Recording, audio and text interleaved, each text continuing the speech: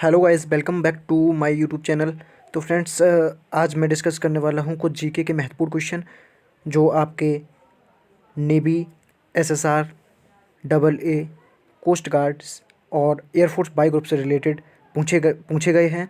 तो वही क्वेश्चन मैं आपके साथ डिस्कस करूँगा। ठीक है फ्रेंड्स, तो बने रहिए वीडियो में और अंत तक जरूर देखिएगा। ठीक है, तो आज का फर्स्ट क्वेश्चन है आपका, हमारी गैलेक्सी की आकृति है। फर्स्ट ऑप्शन है दीर्घवृत्तीय, ऑप्शन नंबर बी है वृत्तीय, ऑप्शन नंबर सी है सर्पिलाकार, ऑप्शन नंबर डी है आपका परवलयीय। ठीक है, तो हमारी गैलेक्सी की आकृति कैसी है? तो फ्रेंड्स, इसका करेक्ट आंसर है आपका सर्पिलाकार। ठीक है, ऑप्शन नंबर सी इसका करेक्ट आंसर हो जाएगा। ठीक है, सर्पिलाकार है। हम लोगों को पता है कि हम लोगों की जो पृथ्वी है वो हम लोग मानते हैं कि गोल है, पर गोल नहीं है। ये क्या है कि ऊपर से थोड़ी चपटी मतलब दबी हुई और साइडों से थोड़ी निकली हुई है। ठीक है, जिस प्रकार मैं आकृति बना रहा हूँ उसी प्रकार। ठीक है, अगर गोल कहेंगे तो गोल हम इसे कहेंगे जो चारों तरफ से बराबर हो। ठीक है, गोल किसे कहेंगे? जो चारों तरफ से बराबर हो आपका।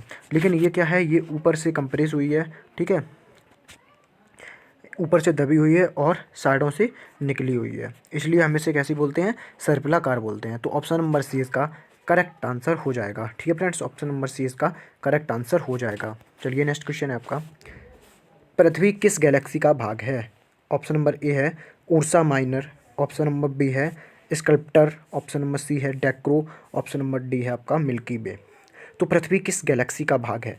तो फ्रेंड्स, आपको बता दूं कि इसका करेक्ट आंसर क्या है? मिल्की वे। ठीक है, ऑप्शन नंबर डी मिल्की वे का भाग है पृथ्वी। ठीक है, मिल्की वे एक ऐसी गैलेक्सी है। तो इसका करेक्ट आंसर है friends option number D. D क्या है इसका करेक्ट आंसर हो जाएगा। चलिए नेक्स्ट क्वेश्चन। नेक्स्ट क्वेश्चन है आपका क्वेश्चन नंबर 3, सौर मंडल में ग्रहों की संख्या है। ऑप्शन नंबर ए है आपका 7, ऑप्शन नंबर बी है 8, ऑप्शन नंबर सी है 9, ऑप्शन नंबर डी है 10। सौर मंडलों में ग्रह की संख्या कितनी है? तो फ्रेंड्स, इसका करेक्ट आंसर है आपका आपका ऑप्शन नंबर बी 8। ठीक है, ग्रहों की संख्या कितनी है? 8 है। तो ऑप्शन नंबर बी इसका करेक्ट आंसर हो जाएगा। ठीक है, चलिए नेक्स्ट क्वेश्चन। नेक्स्ट क्वेश्चन आपका, सबसे चमकीला ग्रह है। ऑप्शन नंबर ए पृथ्वी, ऑप्शन नंबर बी है शुक्र।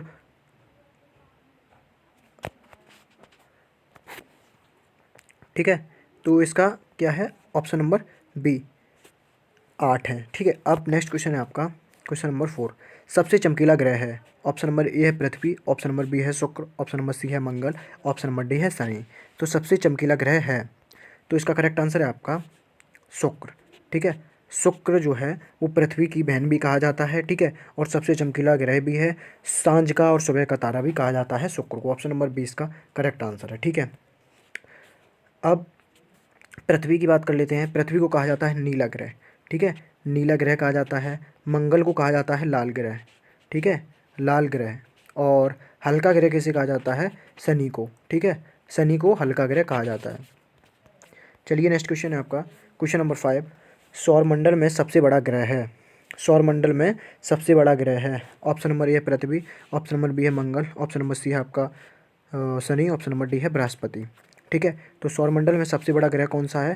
तो इसका करेक्ट आंसर है ऑप्शन नंबर डी बृहस्पति। ठीक है, बृहस्पति जो ग्रह है वो सौरमंडल में सबसे बड़ा ग्रह है। तो ऑप्शन नंबर डी इसका करेक्ट आंसर हो जाएगा। चलिए नेक्स्ट क्वेश्चन। नेक्स्ट क्वेश्चन है आपका, लाल ग्रह किसे कहा जाता है? ऑप्शन नंबर ए है शुक्र को, ऑप्शन नंबर बी है अरुण जिसे हम कहते हैं यूरेनस, ऑप्शन नंबर सी है आपका मंगल, ऑप्शन नंबर डी है बरुण जिसे कहते हैं नेपच्यून। ठीक है, तो लाल ग्रह किसे कहा जाता है? तो इसका करेक्ट आंसर है आपका मंगल ग्रह को। ठीक है, मंगल ग्रह को लाल ग्रह कहा जाता है। तो ऑप्शन नंबर सी इसका करेक्ट आंसर हो जाएगा। ठीक है, ऑप्शन नंबर सी इसका करेक्ट आंसर हो जाएगा। चलिए नेक्स्ट क्वेश्चन, पृथ्वी के सबसे निकटतम ग्रह है। पृथ्वी के सबसे निकटतम ग्रह है। ऑप्शन नंबर ए है मंगल, ऑप्शन नंबर बी है शुक्र, ऑप्शन नंबर सी है आपका बुध, ऑप्शन नंबर डी है चंद्रमा। ठीक है, तो पृथ्वी के सबसे निकटतम ग्रह कौन सा है? तो इसका करेक्ट आंसर है फ्रेंड्स आपका ऑप्शन नंबर बी शुक्र। ठीक है, इसीलिए इसे पृथ्वी की बहन भी कहा जाता है और ये सबसे निकटतम है पृथ्वी के। तो ऑप्शन नंबर बी इसका करेक्ट आंसर हो जाएगा। चलिए नेक्स्ट क्वेश्चन, पृथ्वी का निकटतम तारा है। Option number A Proxima Centauri, option number B है आपका सीरियस साइरस जिसे हम साइरस बोलते हैं, ऑप्शन नंबर सी है बॉल्फ, ऑप्शन नंबर डी है लाइलैंड। ठीक है, तो पृथ्वी का निकटतम तारा कौन सा है? तो इसका करेक्ट आंसर है आपका option number A Proxima century. ठीक है, पृथ्वी का निकटतम तारा कौन सा है? तो वो है आपका प्रोक्सिमा सेंचुरी। चलिए नेक्स्ट क्वेश्चन है आपका सूर्य के सबसे दूर स्थित ग्रह है, सूर्य के सबसे दूर स्थित ग्रह है। तो इसका करेक्ट आंसर क्या है आपका? Option number B, Varun. ठीक है, नेपच्यून जो है वो सूर्य के सबसे निकट ग्रह है, सबसे दूर स्थित ग्रह है। ठीक है फ्रेंड्स, ऑप्शन नंबर बी इसका करेक्ट आंसर हो जाएगा। चलिए नेक्स्ट क्वेश्चन की बात कर लेते हैं। सौर मंडल का सबसे छोटा ग्रह है, सौर मंडल का सबसे छोटा ग्रह है। ऑप्शन नंबर ए है बुध, ऑप्शन नंबर बी है प्लूटो, ऑप्शन नंबर सी है पृथ्वी, ऑप्शन नंबर डी है मंगल। ठीक है, तो सौर मंडल का सबसे छोटा ग्रह कौन सा है? तो फ्रेंड्स इसका करेक्ट आंसर है आपका बुध। बुध जो है वो सौर मंडल का सबसे छोटा ग्रह है। ऑप्शन नंबर ए इसका करेक्ट आंसर हो जाएगा। ठीक है, ऑप्शन नंबर ए इसका करेक्ट आंसर हो जाएगा। चलिए नेक्स्ट क्वेश्चन। किस गति के कारण पृथ्वी पर ऋतुएं होती हैं, जिसे हम कहते हैं ऋतुएं परिवर्तन। ठीक है, किस गति के कारण पृथ्वी पर ऋतुएं परिवर्तन होती हैं? ठीक है, ऑप्शन नंबर ए है घूर्णन, ऑप्शन नंबर बी है परिक्रमण, ऑप्शन नंबर सी आपका भ्रमण, ऑप्शन नंबर डी है ये सभी। तो फ्रेंड्स किस गति के कारण पृथ्वी पर ऋतुएं परिवर्तित होती हैं? तो इसका करेक्ट आंसर है आपका ऑप्शन नंबर बी, परिक्रमण। ठीक है फ्रेंड्स, ऑप्शन नंबर बी इसका करेक्ट आंसर हो जाएगा। चलिए नेक्स्ट क्वेश्चन। किस गति के कारण पृथ्वी पर दिन रात होते हैं? किस गति के कारण पृथ्वी पर दिन रात होते हैं? ऑप्शन नंबर ए है घूर्णन, ऑप्शन नंबर बी है परिक्रमण, ऑप्शन नंबर सी है गुरुत्वाकर्षण, ऑप्शन नंबर डी है ये सभी। तो किस गति के कारण पृथ्वी पर दिन रात होते हैं? तो फ्रेंड्स इसका करेक्ट आंसर है आपका घूर्णन गति के कारण। ठीक है, घूर्णन गति के कारण पृथ्वी पर दिन रात होते हैं। तो फ्रेंड्स ऑप्शन नंबर ए इसका करेक्ट आंसर हो जाएगा। ठीक है फ्रेंड्स, ऑप्शन नंबर ए इसका करेक्ट आंसर हो जाएगा। चलिए नेक्स्ट क्वेश्चन। नेक्स्ट क्वेश्चन आपका, दिन और रात कहाँ बराबर होते हैं? दिन और रात कहाँ बराबर होते हैं? ऑप्शन नंबर ए है कर्क रेखा पर, ऑप्शन नंबर बी है मकर रेखा पर, ऑप्शन नंबर सी है विषुवत रेखा पर, ऑप्शन नंबर डी है ध्रुवों पर। ठीक है, तो दिन और रात कहाँ पर बराबर होते हैं? तो फ्रेंड्स इसका करेक्ट आंसर है आपका ऑप्शन नंबर सी, विषुवत रेखा पर। ठीक है, विषुवत रेखा पर दिन और रात बराबर होते हैं। ठीक है, चलिए नेक्स्ट क्वेश्चन। दो अक्षांशों के बीच की दूरी होती है, दो अक्षांशों के बीच की दूरी कितनी होती है? तो फर्स्ट ऑप्शन है आपका 107 किलोमीटर, ऑप्शन नंबर बी है आपका 111 किलोमीटर, ऑप्शन नंबर सी है आपका 115 किलोमीटर, ऑप्शन नंबर डी है आपका 121 किलोमीटर। ठीक है, तो दो अक्षांशों के बीच की दूरी क्या होती है? तो फ्रेंड्स ऑप्शन नंबर बी इसका करेक्ट आंसर हो जाएगा। ठीक है, दो अक्षांशों के बीच की दूरी कितनी होती है? तो ऑप्शन नंबर बी इसका करेक्ट आंसर हो जाएगा 111 किलोमीटर। ठीक है, चलिए नेक्स्ट क्वेश्चन। नेक्स्ट क्वेश्चन है आपका, निम्न में से पृथ्वी का उपग्रह है, निम्न में से पृथ्वी का उपग्रह है। ऑप्शन नंबर ए है चंद्रमा, ऑप्शन नंबर बी है गैनीमेड, ऑप्शन नंबर सी है फोबोस, ऑप्शन नंबर डी है डेमोस। ठीक है, तो निम्नलिखित में से पृथ्वी का उपग्रह कौन सा है? तो इसका करेक्ट आंसर है आपका चंद्रमा। चंद्रमा एकमात्र एक ऐसा उपग्रह है जो पृथ्वी के निकट है और वही एक उपग्रह है जो पृथ्वी का है। ठीक है, तो ऑप्शन नंबर ए इसका करेक्ट आंसर हो जाएगा। चलिए नेक्स्ट क्वेश्चन। नेक्स्ट क्वेश्चन है आपका, निम्न में से किस दिन तिथि को दिन रात बराबर होते हैं? तो निम्नलिखित में से किस तिथि को दिन और रात बराबर होते हैं? तो इस घटना को क्या कहते हैं और यह किस तारीख को घटित होती है? तो इसका करेक्ट आंसर है आपका 21 मार्च और 23 सितंबर को। ठीक है, 21 मार्च और 23 सितंबर को दिन और रात बराबर होते हैं। तो फ्रेंड्स ऑप्शन नंबर डी इसका करेक्ट आंसर होने वाला है। चलिए नेक्स्ट क्वेश्चन है आपका। Next question, question number 17। चंद्र ग्रहण होता है जब, फर्स्ट ऑप्शन है पृथ्वी एवं सूर्य के बीच में चंद्रमा आ जाता है, ऑप्शन नंबर बी है सूर्य पृथ्वी एवं चंद्रमा एक सीध में होते हैं, ऑप्शन नंबर सी है पृथ्वी एवं चंद्रमा के बीच सूर्य आ जाता है, ऑप्शन नंबर डी है आपका पृथ्वी सूर्य एवं चंद्रमा के बीच आ जाती है।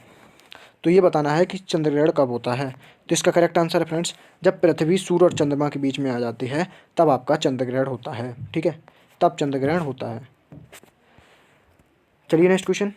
नेक्स्ट क्वेश्चन है आपका, सूर्य ग्रहण होता है, सूर्य ग्रहण कब होता है? तो ऑप्शन नंबर ए है सूर्य पृथ्वी एवं चंद्रमा के बीच आ जाता है, ऑप्शन नंबर बी है आपका सूर्य पृथ्वी एवं चंद्रमा एक सीध में होते हैं, ऑप्शन नंबर सी है आपका सूर्य एवं चंद्रमा के बीच में पृथ्वी आ जाती है, ऑप्शन नंबर डी है आपका सूर्य एवं पृथ्वी के बीच चंद्रमा आ जाता है। ठीक है, तो हम इसका करेक्ट आंसर क्या लगाएंगे? तो इसका करेक्ट आंसर है आपका option number D, option number D, सूर्य एवं पृथ्वी के बीच चंद्रमा आ जाता है तब। ठीक है, चलिए नेक्स्ट क्वेश्चन। नेक्स्ट क्वेश्चन है आपका क्वेश्चन नंबर 19।